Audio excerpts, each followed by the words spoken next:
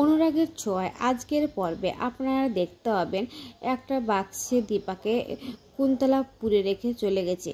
তখন দীপা ভিতরের থেকে ছটফট করে আর বলে, কেউ আছেন, আমাকে বাঁচান, এসব বলে।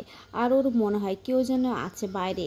তখন অন্যদিকে দেখা যায় দীপা শ্বশুরবাড়িতে সূর্যের বিয়ে তোড়জোড় চলছে।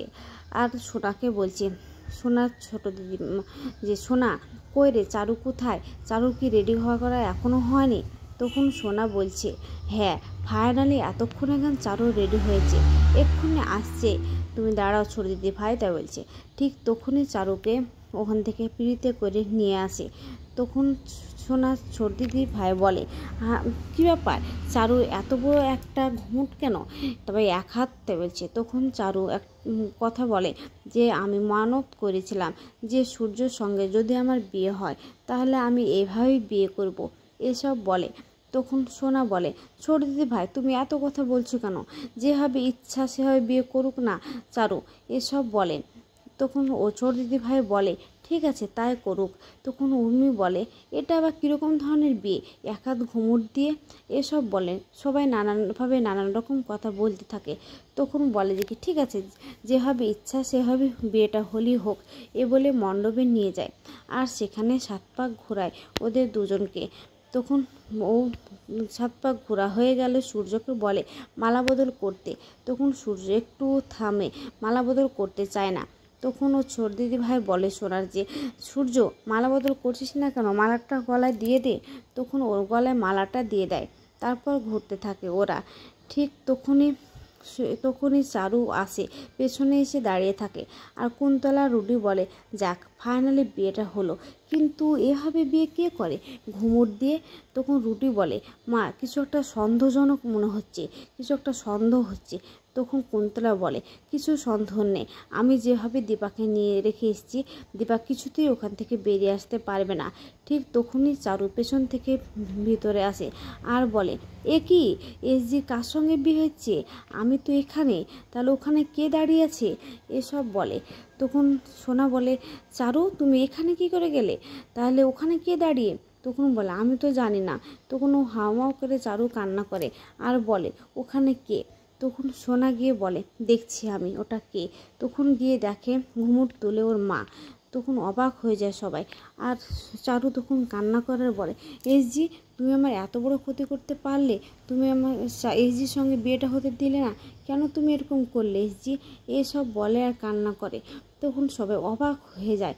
আর সোনা বলে, ওই মহিলা তো ওটাই করতে পারে, আবার ছদ্মবেশী ধারণ করে এসেছে আমার বাবাকে ঠকাতে আর চারুকে ঠকাতে। চারু তোমাকে বলেছিলাম না, ওই মহিলা থাকলে তোমার কিছুতেই বিয়ে হবে না, এসব বলে। ঠিক তখনই একটা ফুলের তোড়া আসে। তখন বলে, একটা পার্সেল এসেছে তোমাদের জন্যে, এসব বলে। তখন পার্সেলটা দেখে আর বলে, দীপা দেখছো চারু, পার্সেল তো চলে এসেছে, ফুলের তোড়া তো পাঠিয়ে দিয়েছে সাক্ষ্য স্যার, এবার তুমি কি করবে?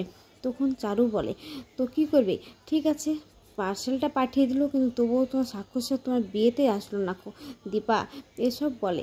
তখন দীপাকে জড়িয়ে ধরে। তখন সবাই অবাক হয়ে যায়, কী ব্যাপার, চারু দীপাকে জড়িয়ে ধরছে। রূপা আর কৃষ্ণও অবাক হয়ে যায়। ওরা দুজনের দিকে তাকায়।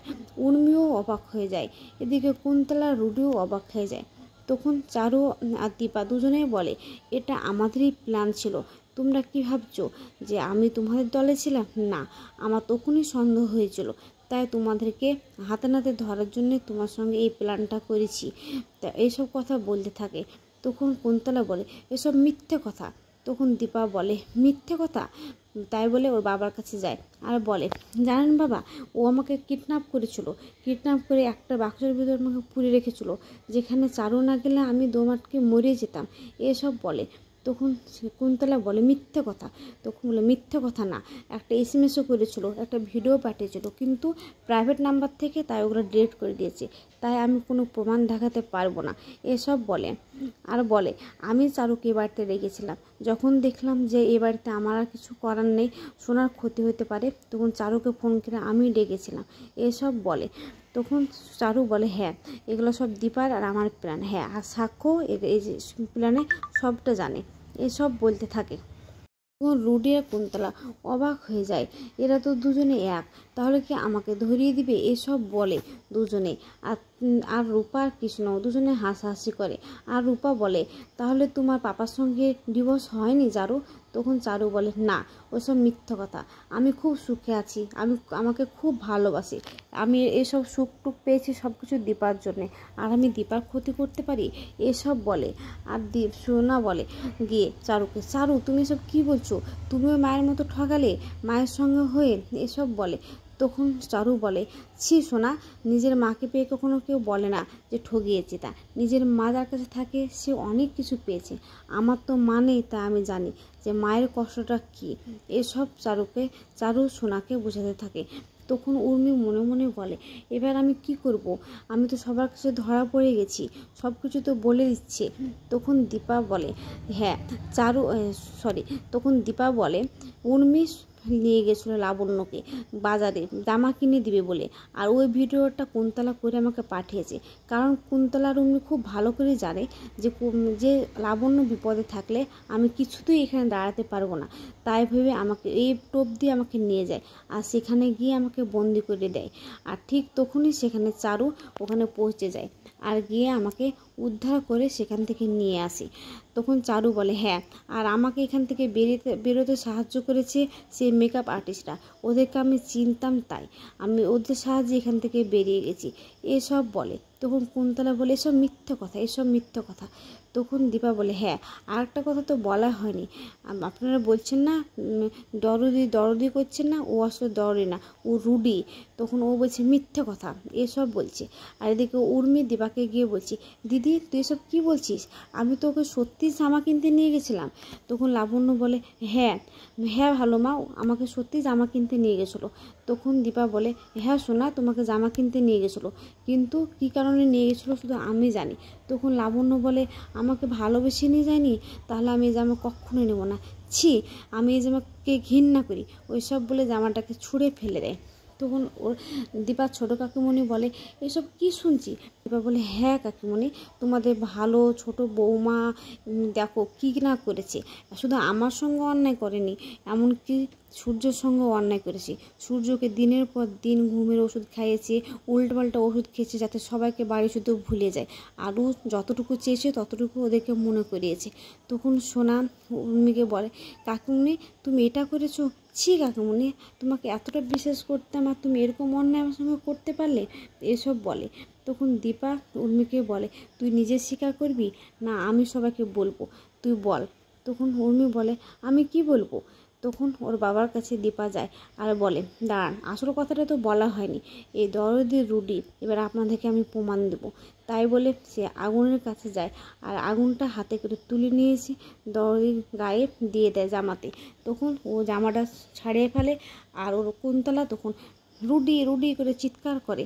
তবু সোনা তখন বলে, রুডি রুডি করে কেন চিৎকার করছে, এসব ভাবতে থাকে। ঠিক তখনই গিয়ে সোনার মা দীপা গিয়ে ওর ঝুঁটিটা খুলে দেয়, চুলটা। তখন ভাবে যে হ্যাঁ এবার রুডি। তখন ও পড়ে যায় আর মারতে যায়। তখন রুডি বলে, বাঁচাও বাঁচাও। তখন সোনা গিয়ে ওই লাঠিটা তুলে ওকে তাকে বেদম পিটায়, আর বলে, তুই আমার জীবনটা শেষ করে দিচ্ছিস, তোর জন্য আমার মাকে আমি ভুল বুঝেছি, তোর জন্য মায়ের সঙ্গে আমি অপমান করেছি, কত কী না বলেছি, এসব বলতে থাকে।